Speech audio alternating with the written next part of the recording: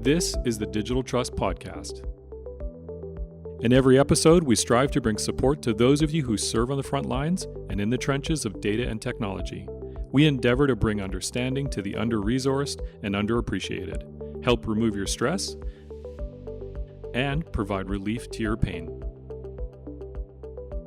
Welcome to the Digital Trust Podcast.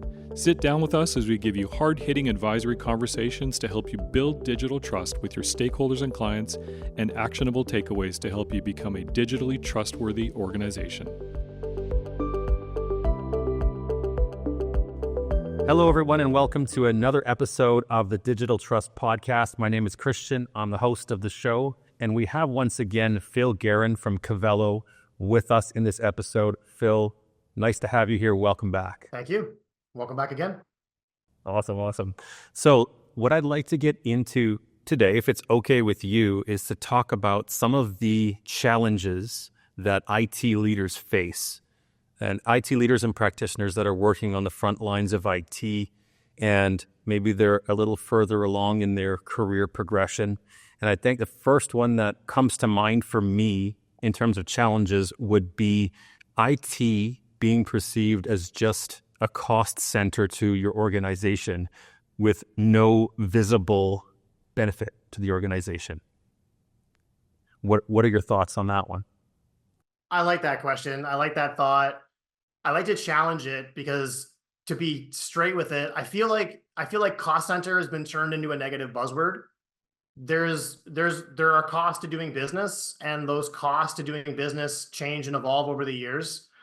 I mean, if you have an office full of people and they show up and the lights don't work, can you run your business? You wouldn't consider your electricity bill an investment. It's a cost center, but it's absolutely required to run the business. And if you don't pay that bill, you're going to be losing a lot of money until you can get your systems back online, et cetera, et cetera. Kind of in the last conversation, we spoke a little bit about, the problem space just becoming a little bit more and a little bit more and a little bit more complicated. So the required costs for engaging in business at that perspective simply go up. Now, ideally, you're balancing that with what your ideal gains are, and that's going to throw a wrench in the gears in terms of like what types of businesses people are able to run at what stages, like with their skill sets and things like that. But whether it's a cost center, whether it's an investment, it's something that's necessary to be done. Because if you're looking at security as a cost center or security as an investment, what's the cost of inaction? What's the cost of not doing anything? And in the security space, the cost of not doing something is potentially very high, astronomically high, like turning the lights out on the business side. Right. And so thinking about an IT person watching here, they're probably thinking you're preaching to the choir. I'm totally sold on that, but my organization isn't. How do I get equipped? What's a good strategy to approach this so that I can get what's in my reality and in my head into theirs?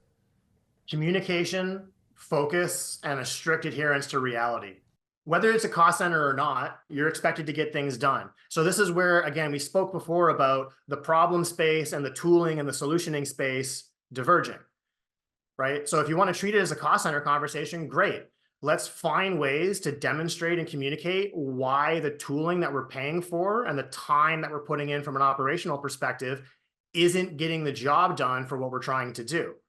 And let's open up the door for, let's keep doing what we're doing, but let's run a pilot next quarter with this type of technology. I think we could see some gains here, and then bring those in, track and measure. That's super helpful. And a relevant, issue here is, let's say that I'm an IT leader of an IT department. How can I balance my IT budget with securing my attack surface? What's the approach for that? Yeah, so I think 2 points come to my head. The security versus usability is always a concern for the people that are actually putting these controls in place, responsible for keeping them in place. And again, that's where that pragmatic adherence to reality comes into place. You can't focus on all things all the time anymore. We spoke before about The technical world being very simple. If you had a couple servers, if you had like a handful of laptops and desktops, you can look at your entire attack surface. When you have hundreds of employees working all over the world, you have 3 to 5 different cloud services, you have co-located data centers, you have managed services pumping data all across everything.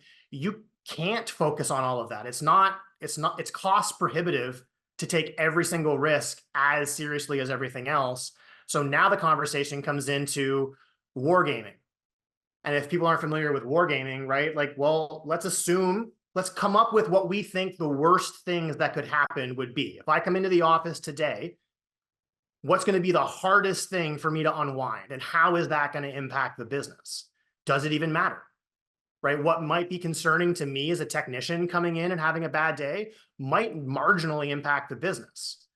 Something that I'm not concerned about coming in as a technician might majorly impact the business. So I have to kind of learn to separate what I'm trying to do and measure the impact of it.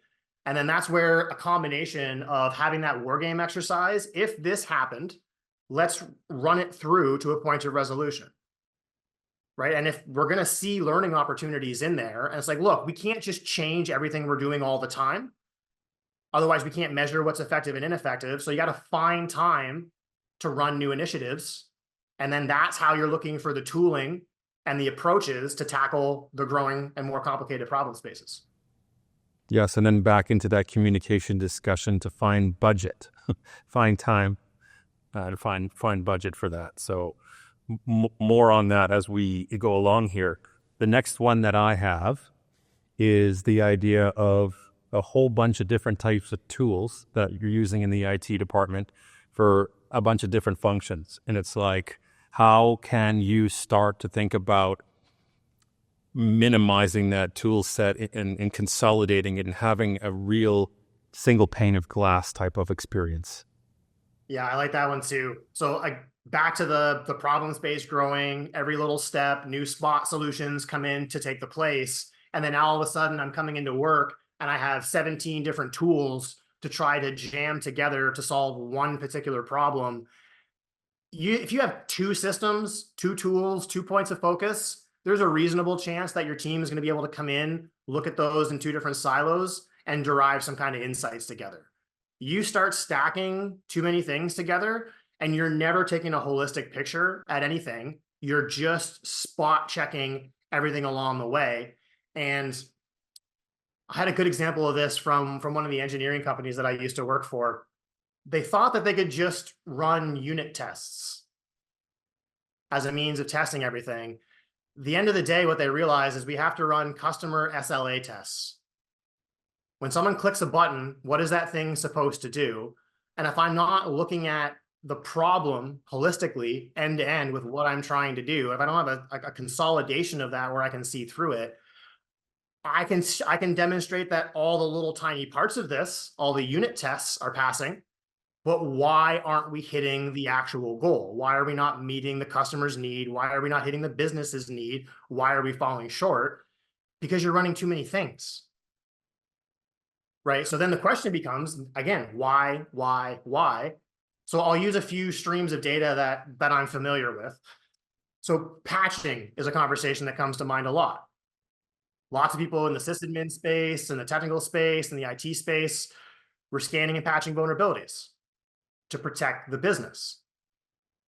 Okay, so if I patch 2 or if I patch 200, what's the protection score that I get from that?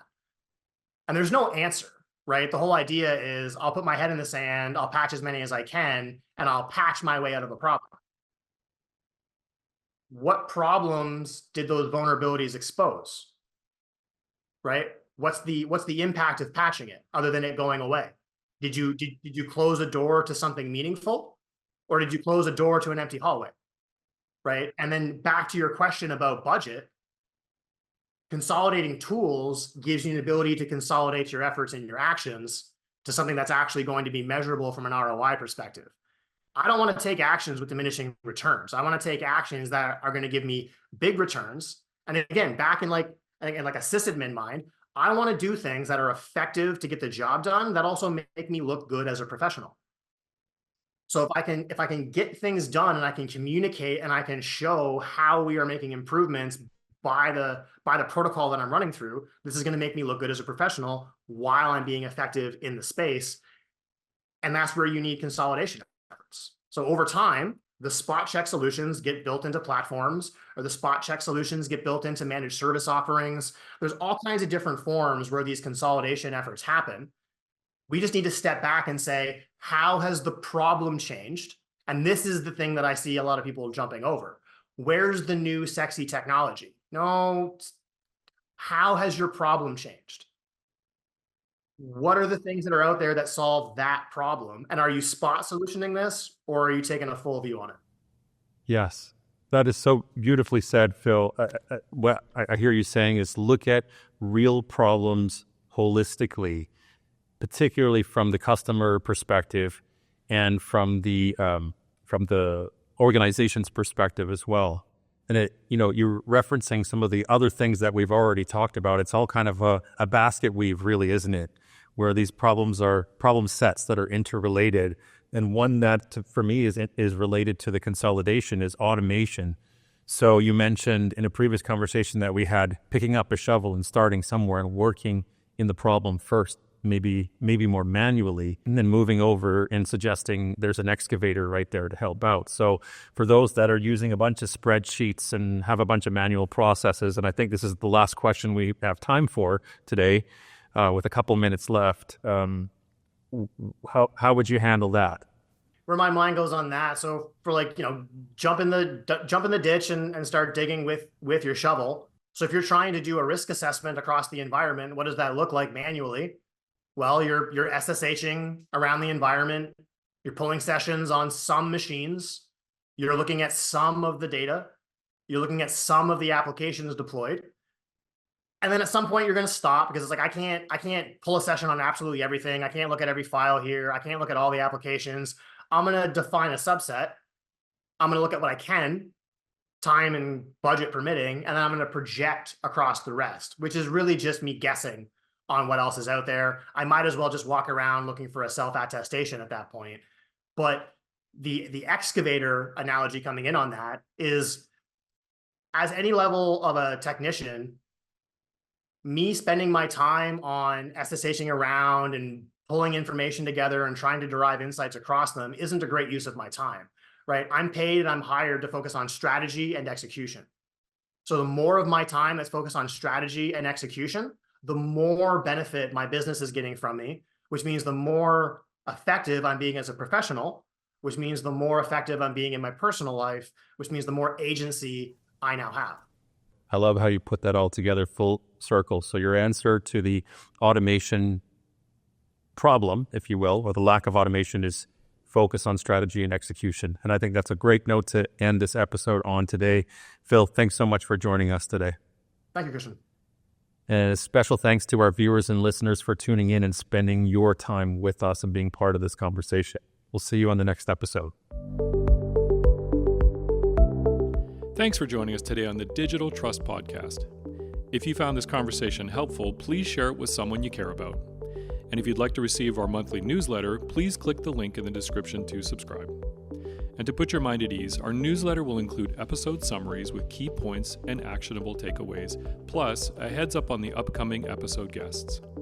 Rest assured, it won't be a spammy sales message, and we will never sell or share your information. Thanks again for tuning in, and we will see you on the next episode.